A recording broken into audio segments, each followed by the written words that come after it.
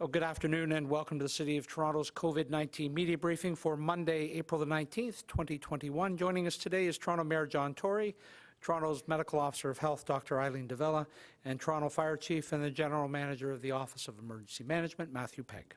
Mayor Tory? Well, thank you, Brad, and good afternoon. More than 900,000 COVID-19 vaccine doses have now been administered in the City of Toronto alone.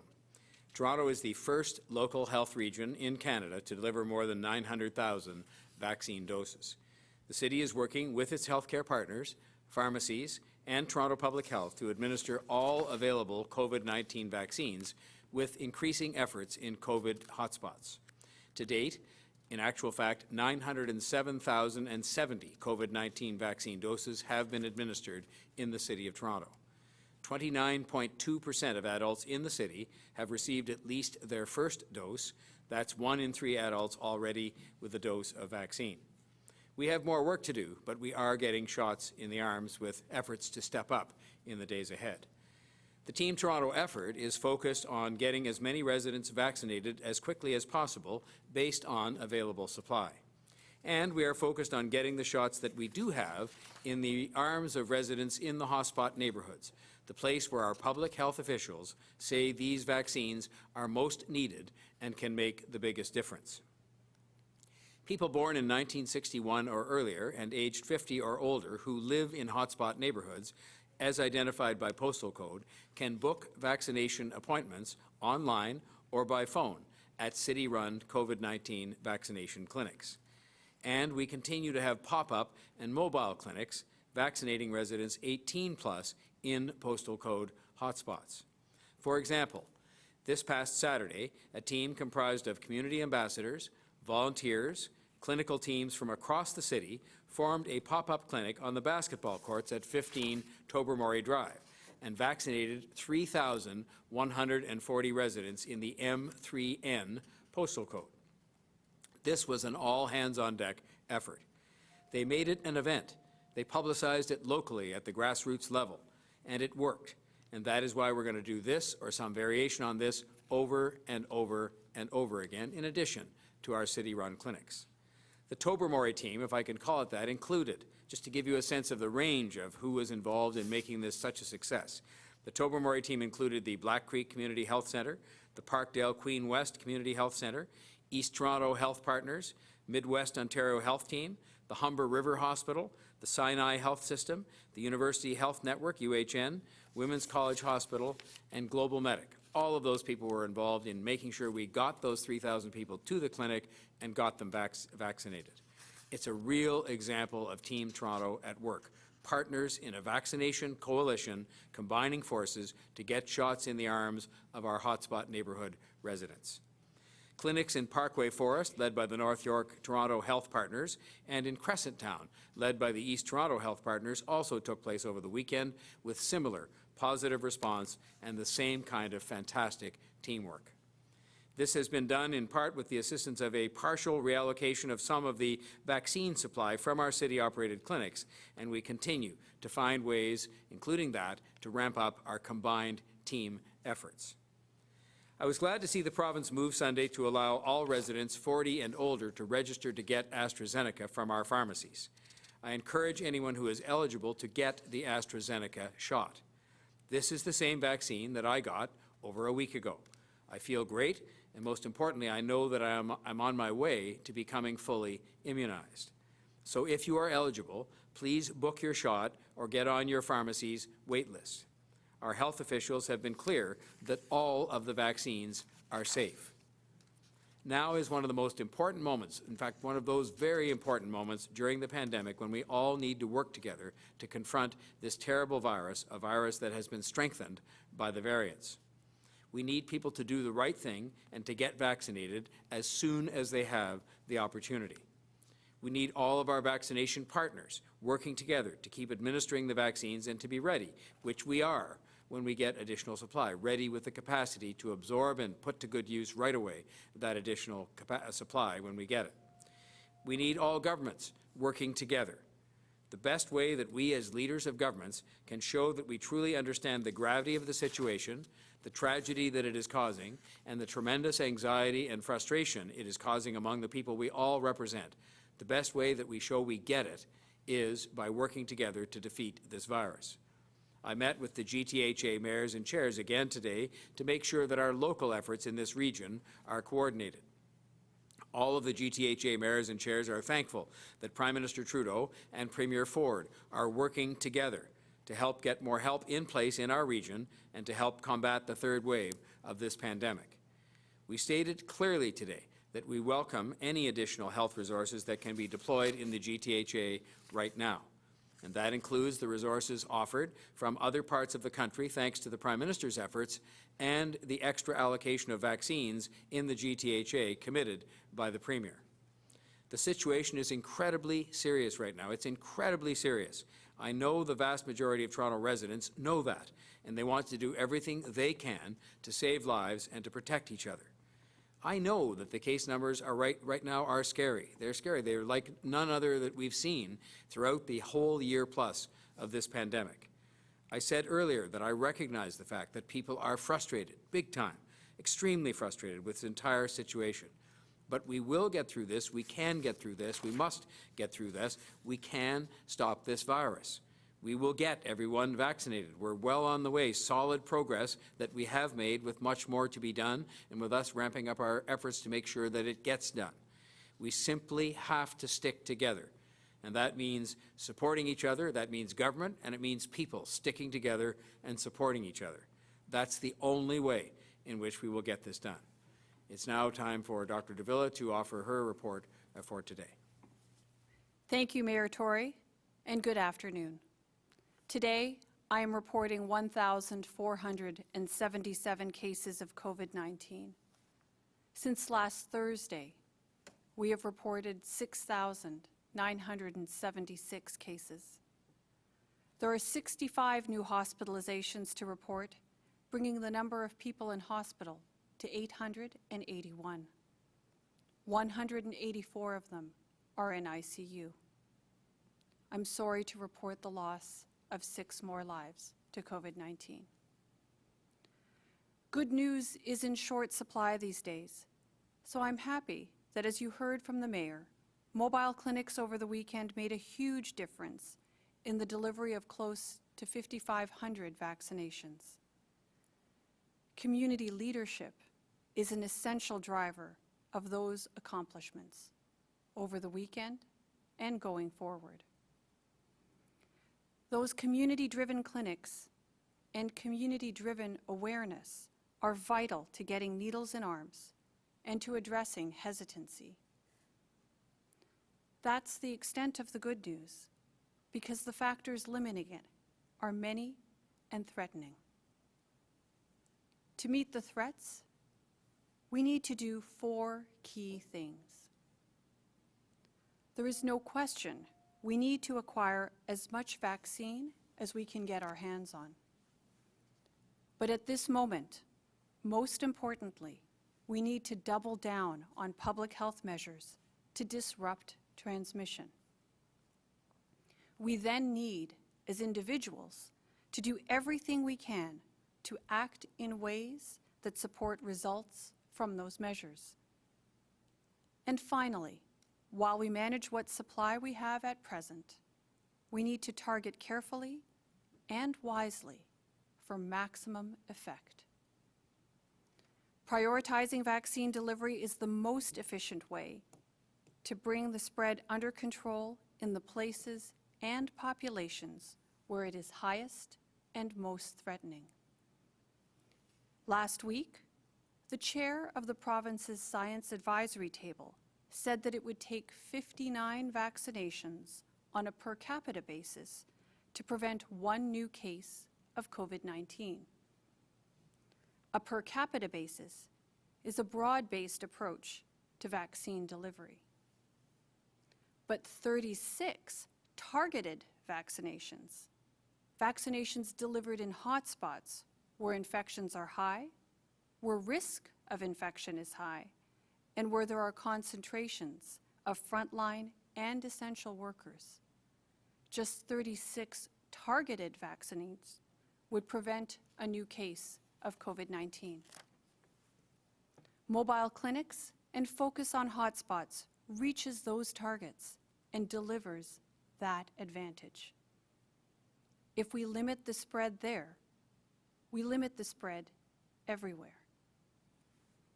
Doing that will make a difference to every person who lives in Toronto. The Premier is right when he says that we need more vaccines for Toronto, for the GTHA, for the province. We also need provisions to allow people to stay apart if they're ill. This includes paid sick days, even on a temporary emergency basis, so that people can afford to stay home if they're sick. The science supports this. As well, we need measures that will meaningfully limit transmission to make it harder for the virus to spread. This includes the capacity to swiftly and decisively act to make sure essential workplaces are safe places to work and aren't facilitating spread. There are significant ongoing discussions across the health sector to provide the province with advice on what more must be done to turn back this dangerous and surging level of transmission.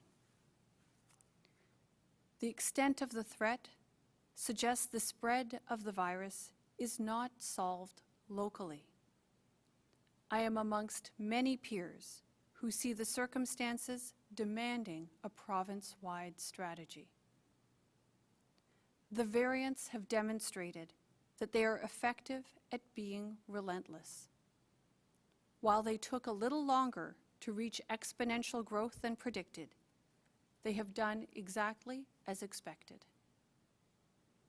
On February 8th, I said to you, today we are in a transition from one pandemic to another, a transition to a new pandemic.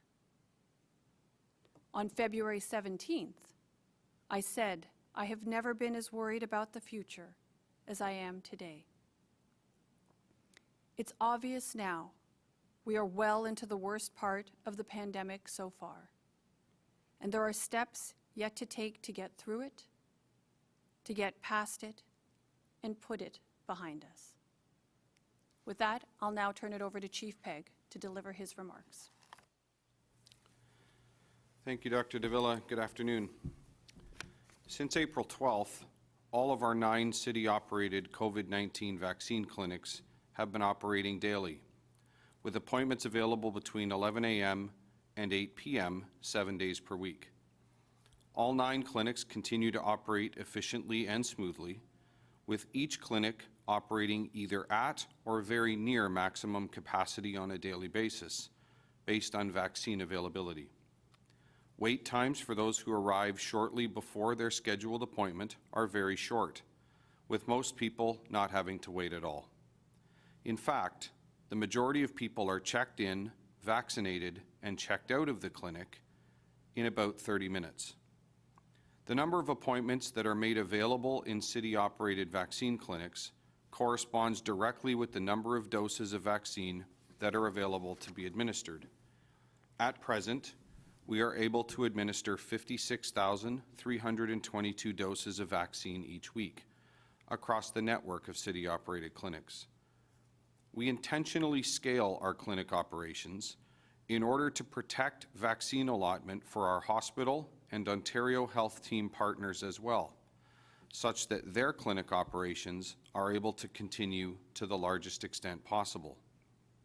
Our immunization task force continues to be focused on vaccinating as many people as possible, as quickly as possible. This is a goal supported by our Team Toronto partners, including the City of Toronto, Ontario Health Teams, hospitals, pharmacies, and primary care physicians, all of whom are working in collaboration to maximize vaccine rollout across Toronto, including supporting mobile clinics as part of Phase 2. In direct collaboration with Dr. Davila and our Immunization Task Force Command Team, we are hard at work identifying opportunities to further optimize the allocation and rollout of vaccine across Toronto. This includes looking at a number of options to prioritize the administration of COVID-19 vaccine in hotspot neighborhoods. By optimizing both our city-operated vaccine clinic operations, while also maximizing the supports we are able to provide to our hospital and Ontario Health Team partners for community-based mobile and pop-up clinics, we can ensure the most effective administration of vaccine in our city. As additional vaccine becomes available, we look forward to being able to significantly expand operations in our vaccine clinics, as well as in both mobile and pop-up clinic operations. Further information as to current opportunities to receive COVID-19 vaccine can be obtained at toronto.ca/COVID-19, as well as through our Team Toronto Hospital and Ontario Health Team partner website at vaccineto.ca. Eligible residents can book their vaccine appointment in city-operated clinics by accessing the online provincial booking system at toronto.ca/COVID-19 or via the provincial call centre at 1-888-999-6488. On April 15th, the Province of Ontario issued amended regulations resulting in the implementation of further COVID-19 restrictions. Since the announcement of these changes on Friday afternoon, our staff have been working around the clock to assess and respond to these changes, including the modification of city service delivery models where necessary.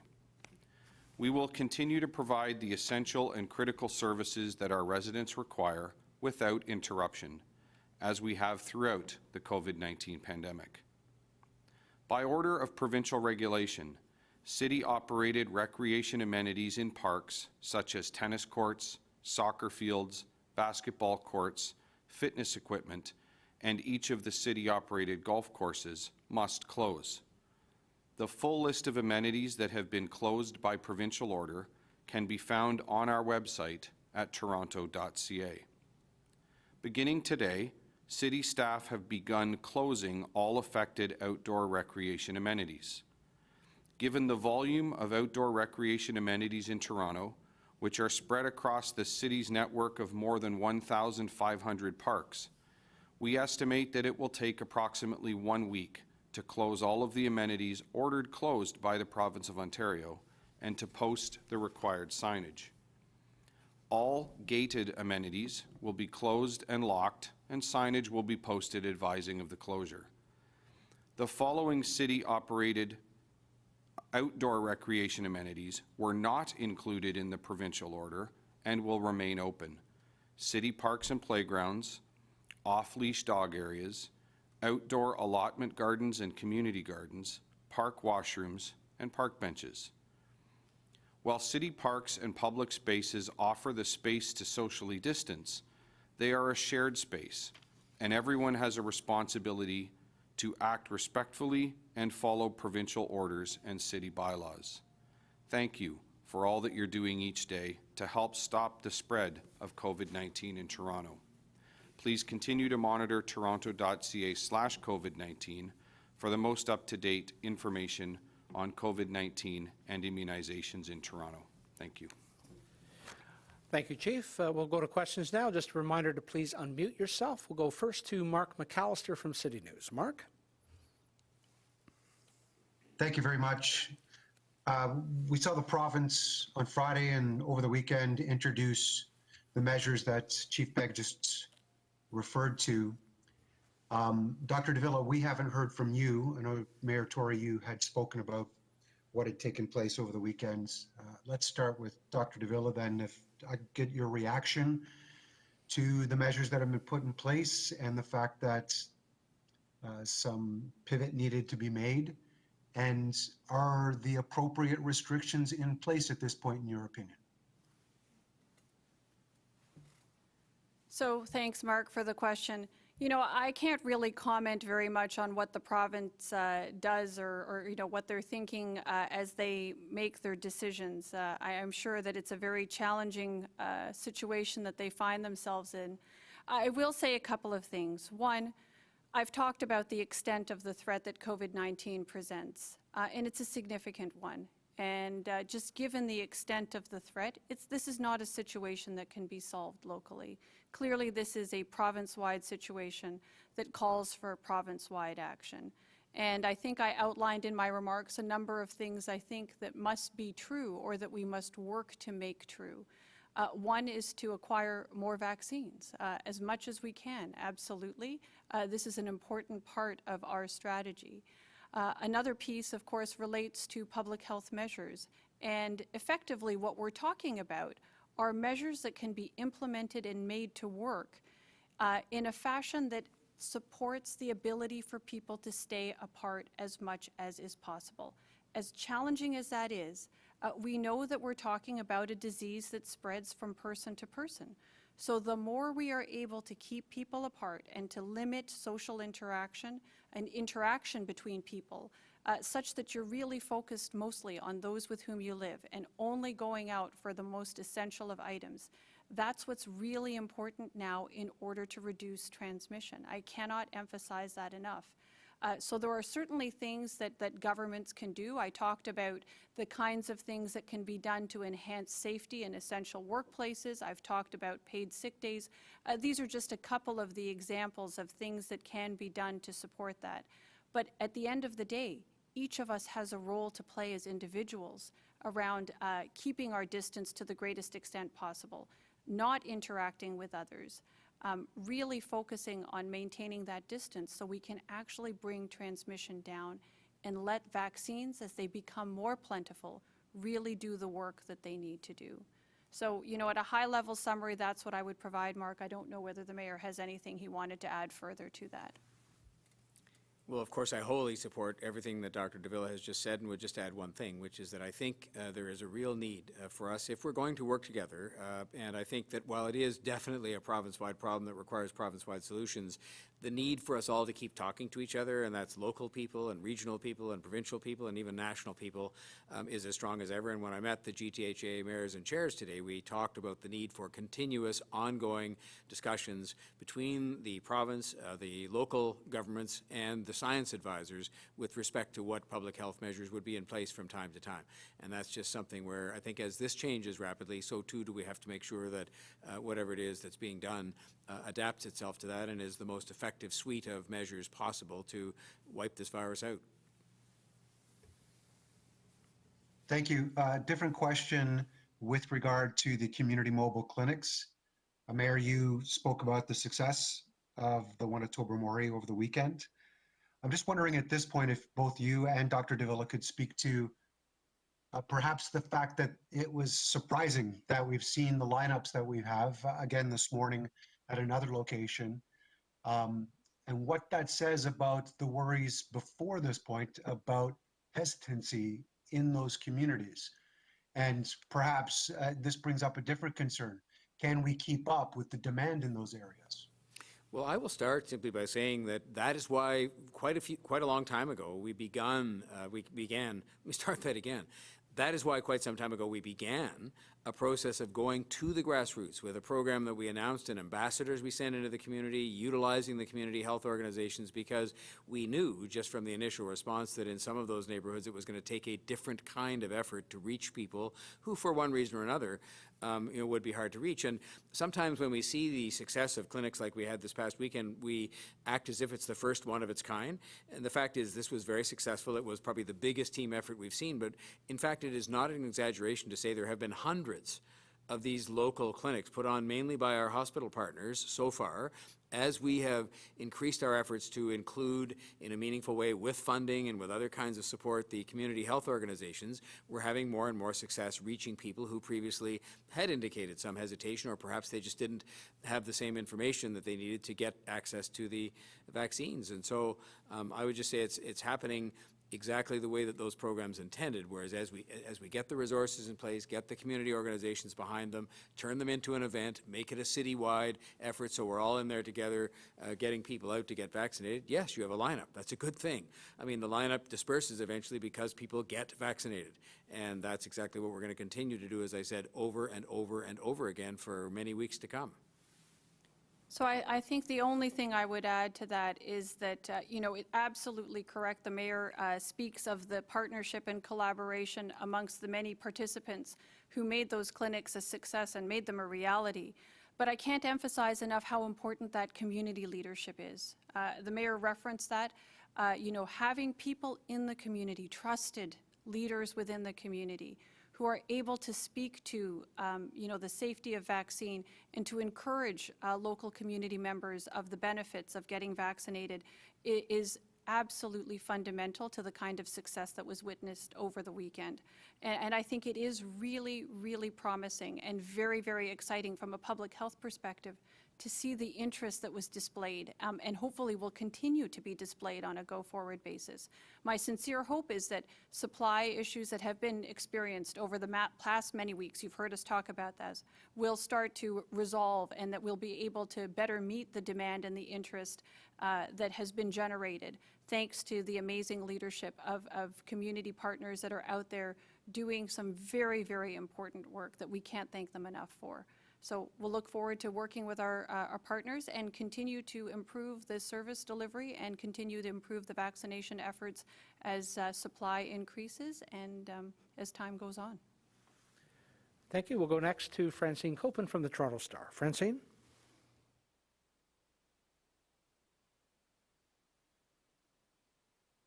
Got to unmute yourself, Francine. There you go.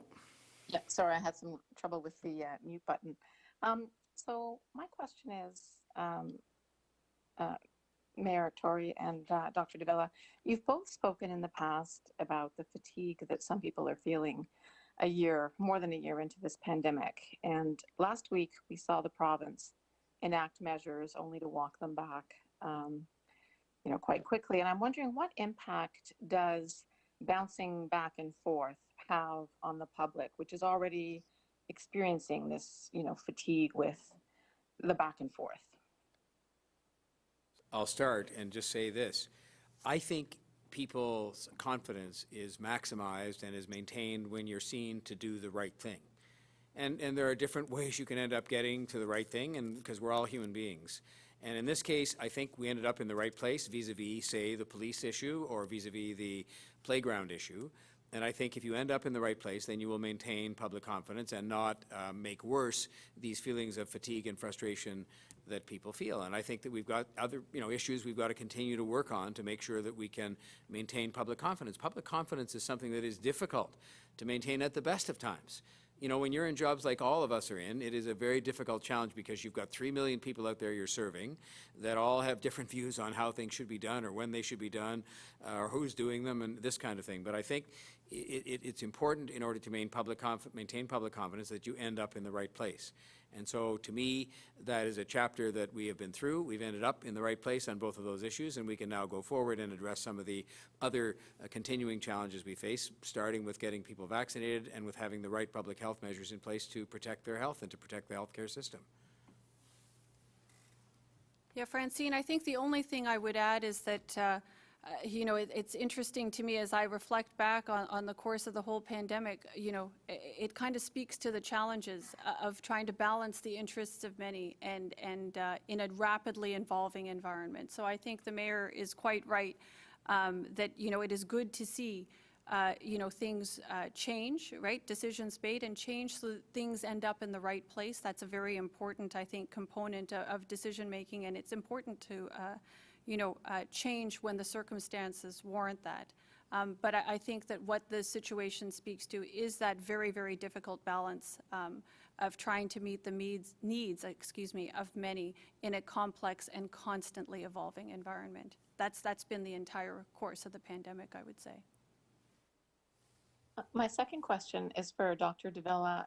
You've mentioned a couple of times you've mentioned the importance of province-wide action, and I'm wondering what actions you think the province needs to undertake that haven't already been undertaken.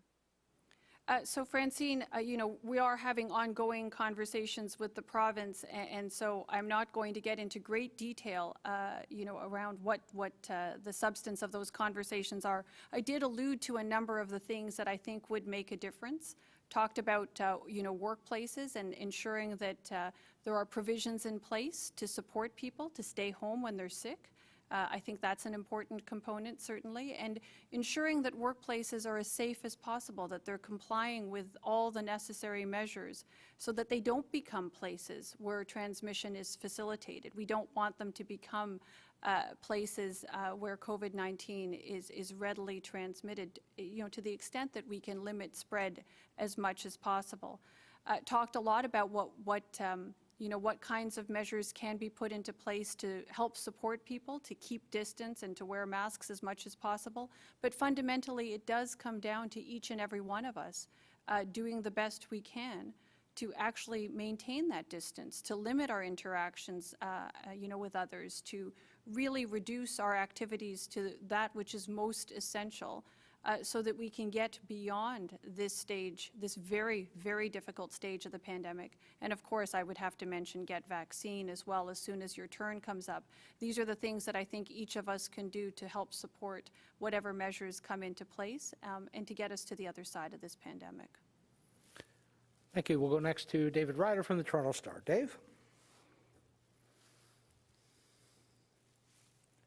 Hi, everybody. Thanks for taking the call. The first question is for Dr. Davila, and I'm wondering, there has been some talk about the school openings for special ed students that are supposed to be happening, I believe, Wednesday for the Toronto District School Board. Can you tell me if there's been any change in plan that would change the ability to open just for the special ed students?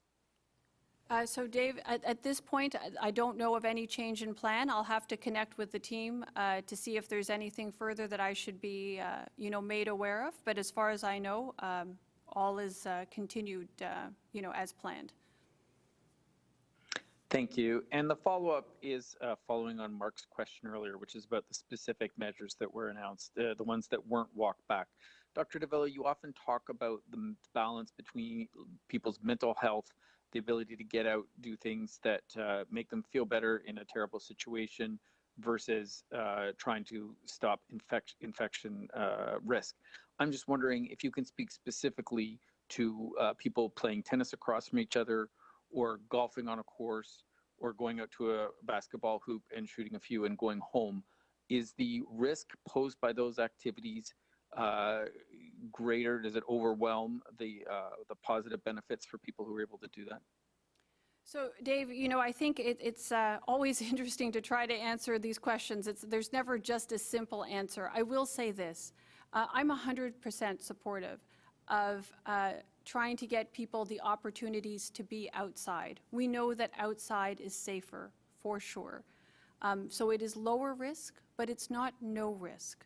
So we know that as people get close to each other, this is how COVID-19 spreads. And with certain activities, outdoor recreational activities, we know that there's a greater chance as people interact closely with each other as part of the recreation or sporting activity, whatever it might be. So certainly there are some activities that are lower risk, those that allow for the maintenance of distance while conducting that recreation or activity are certainly lower risk than those that are require more up-close interaction between people. So at the end of the day, we're encouraging people to be in outdoor space, to get some sunshine and fresh air and physical activity for sure, but recognize that lower risk doesn't mean no risk. So there's still the importance of maintaining distance to the greatest extent possible, and certainly using a mask, a well-fitting mask, particularly at those moments where you cannot maintain that distance. Okay, final question is to Mark Douglas from 680 News. Mark, go ahead, please. Thank you for taking the question. To Dr. Davila and Mayor Tory, if you could both comment on this one, please. If the vaccination rate continues as it is now, and we've just, you were celebrating the crossing of the threshold of 900,000 vaccines, how soon might Toronto cross that 1 million threshold of vaccinations into arms? And what would such a symbolic moment mean for the people of the city, and especially for the healthcare workers who are trying to keep all the people of the city safe? So why don't I start off? So Mark, when it comes to the vaccination rate, again, it's obviously dependent on supply, and we have been able to hit, as the Toronto vaccination partners, again, depending on supply, anywhere between 20 and 30,000 a day. And I'll remind you that we're not working at full capacity yet. Certainly at the city clinics, we are not, full throttle simply because there isn't supply to allow for that to happen. So depending on what we see in the next couple of weeks, or in the next couple of days, I guess I should say, we should be able to hit that target soon. It's just a question now of, what kind of supply do we get? Because we do have lots more capacity. And certainly, I think each moment, each milestone should be celebrated. I think that's an important thing that we need to do. Certainly for our mental health and just our sense of community. I think it's important that we celebrate those accomplishments and achievements as part of the COVID-19 response. I think that's part and parcel of, getting us through this very, very challenging period of time that we've been living through together. I can't add much to that except to say this. We have to start focusing on some of our positive achievements in this because, people do need a bit of hope. They are frustrated. They're down about this whole thing, and there are lots of reasons to be down. But our success so far with the supply issues we've had at actually getting done as many vaccines as we have put into arms is, I think, noteworthy. I like the Premier's target of 40% of the population of Ontario, including 40% of the population of Toronto, getting done by early May. And, if we get the supply, you just watch us go. We have put the capacity in place thanks to the efforts of Chief Pegg and a great team of people. We've got these great partners in the hospitals and community organizations, and so if we can just get the supply, whether it's through reallocation or through better luck on the deliveries, just watch us go, and a million will be, in the past because we'll have well surpassed that. We've gone through the 40% and got to where we need to get to with this as the most powerful weapon to defeat this virus alongside keeping our distance. And so I'm very optimistic about how well we're doing, and if we can just get a bit more good fortune on the supply, through whether it's good fortune because it's good luck or because it's by design, that's going to help us to achieve that target and more. As a follow-up then, and just to follow up a bit more on this idea of the 1 millionth vaccine in Toronto and the 40% population target for early May, you've got a few weeks left to achieve that one. Now, given the success of the pop-up clinics that you had mentioned earlier today, and again, Dr. DeVille and Mayor Tory, both please, do you imagine a way to roll out more of these successful pop-up clinics in the hard-to-reach and hard-to-vaccinate areas as a way to sort of get closer to those goals of 40% and 1 million vaccines? By saying we are doing the maximum amount the supply available to us permits us to do. There is not one idle person that is not going to be fully utilized to make sure that every single dose we have available to us is utilized either in a pop-up or a local setting, which we're now doing to an increasing extent, as we've indicated in the hotspots, or in the city-run clinics, which also accommodate people who are from the hotspots as well as a broader segment of the population. So as I've said, if we get the supply issue addressed, watch us go. We have the capacity to do more. And I'm not saying that in any way to be provocative. I'm just saying it's a fact that we put the capacity in place thanks to the leadership of a great team led by Chief Pegg. We've got the capacity in place, and now we just have to get the supply issue resolved. And it'll be a combination, as it has been intended to be from the beginning. We said way back when, before the first shot was put in an arm, it would be doctors' offices, in no particular order, doctors' offices, pharmacies, the city-run vaccination clinics, and other pop-up and mobile clinics. It was always to be a team effort and an effort with a variety of channels. And we're now relying increasingly on local people to get that done, and with some success we've seen in the past couple of weeks. So we're ready to go on all fronts. We just need that supply issue to get resolved. Yeah, and I think the only thing further I would add is that it's just a matter of good professional practice to adjust in accordance with what you actually see on the ground. As the mayor rightfully points out, the plan had always envisioned that there would be a number of different channels used to provide vaccine to different segments of the population. So we have seen that there has been lots of benefit associated with mobile and pop-up clinics, particularly in certain neighborhoods of the city. I can imagine that that will work well in other neighborhoods as well, and we will continue to work with our partners to adjust our resources. And again, it is very much dependent on supply, but as supply becomes available, we will adjust our resources together as a consortium, if you will, of vaccination partners so that we're delivering the most efficient and most effective vaccine program that we can that is in concert with the supply that we have. Could I just note one more thing, Brad and Mark? If you look at the list, and the reason I read it out today is because I think it is such a testament to the team approach to this, that you had people from the East Toronto Health Partners who've done such great work in the east part of the city, by definition. You had people from the Midwest Ontario Health Team.